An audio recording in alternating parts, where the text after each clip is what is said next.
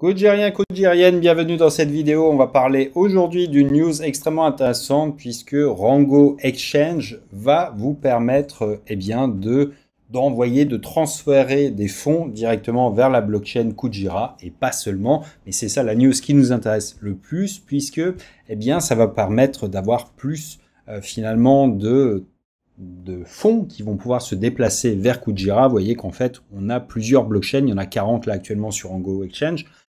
Qui vont être branchables directement sur Kujira pour pouvoir récupérer des fonds. Donc concrètement, je pourrais envoyer des USDC directement depuis Ethereum sur Kujira. Alors ça, si vous avez suivi un petit peu mes différentes vidéos, vous savez qu'on peut le faire avec Axelar, sauf que là, je vais pouvoir faire des choses plus puissantes, comme je suis en train de le faire, à savoir transférer des USDT depuis Polygon vers Kujira.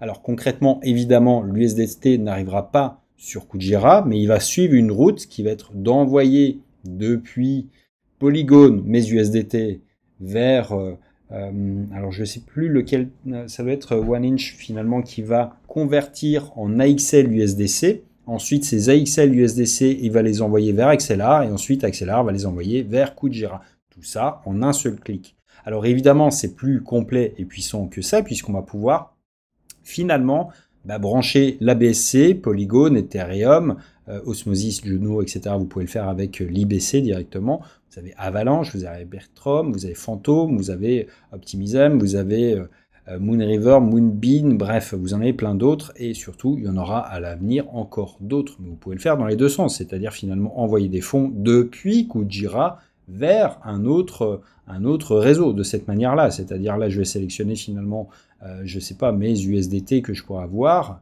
mes AXL USDC, hop, voilà, qui viennent d'arriver d'ailleurs.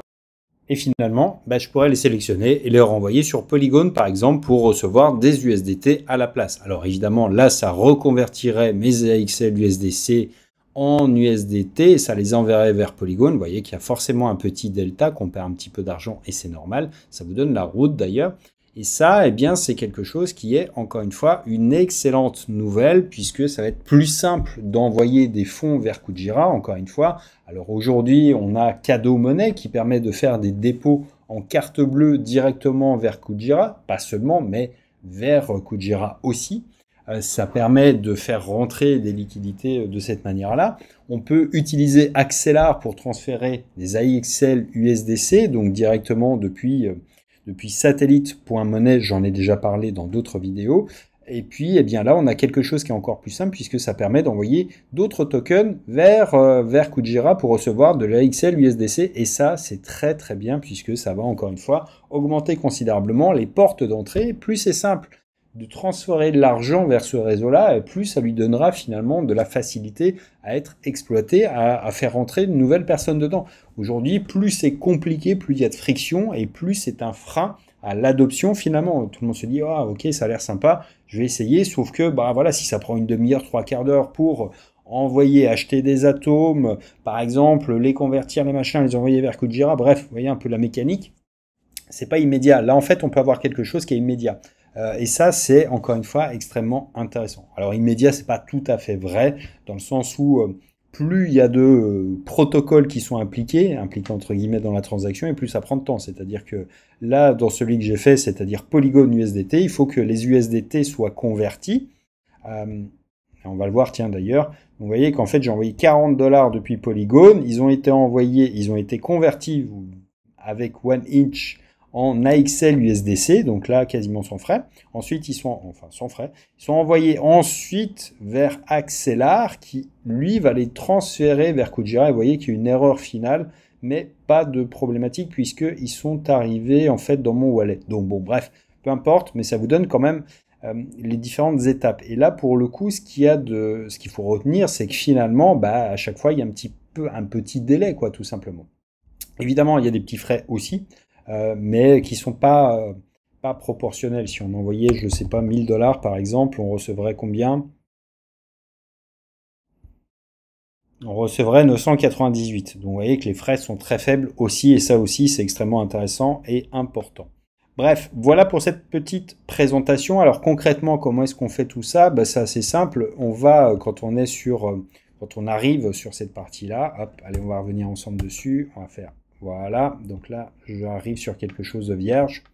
Donc je viens d'abord connecter mes wallets. Alors suivant le réseau source, là en l'occurrence, encore une fois, MetaMask pour Polygon, Ethereum, BSC. Hop. Là je l'avais déjà connecté, donc il le reconnaît. Et je viens connecter mon wallet Kepler sur lequel on a Kujira qui est plugué. Alors si je transférais depuis Solana par exemple, bah, j'utiliserais le Phantom Wallet. Bref, vous avez compris le principe. Donc à chaque fois on choisit le bon wallet et on va choisir le wallet qui est celui de destination. Donc une fois qu'on a fait ça, eh on va sélectionner en fait, hop, ici Polygon par exemple, et je vais ensuite venir choisir mon réseau de destination. Donc je viens choisir Kujira, hop, voilà, et qu'est-ce que je vais envoyer? Bah, je vais envoyer de l'USDT. Boum, voilà, comme ça. Et ensuite, eh bien, je choisis le montant tout simplement et je vais valider les différentes étapes pour pouvoir recevoir mes fonds. Encore une fois, il y a des petits frais, ça prend un petit peu de temps, vous allez devoir valider plusieurs transactions. Ça veut dire qu'à chaque fois qu'il y a une interaction, ici, vous avez une transaction. Alors, transaction, ça ne veut pas dire forcément quelque chose à payer, encore que souvent, mais ça veut surtout dire que vous allez devoir approuver le transfert, enfin tout est fait sous votre contrôle. Donc évidemment, ce swap, il y a une, deux, trois étapes, donc ça veut dire trois minimum validations pour que ça arrive jusqu'au bout de la transaction. Bref, voilà pour ce petit tuto, encore une fois. Et si ça vous a intéressé, si vous avez appris quelque chose, n'hésitez pas à liker cette vidéo, à la partager, à vous abonner à la chaîne. Et on va se dire à très vite.